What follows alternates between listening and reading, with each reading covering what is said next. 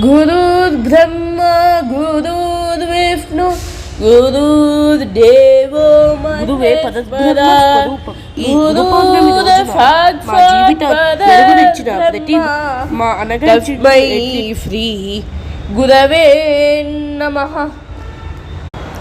ఒక గురువే సృష్టికర్త, ఒక గురువే పరబ్రహ్మ స్వరూపం. ఒక గురువు గురించి మనము ఎంత చెప్పుకున్న తక్కువే.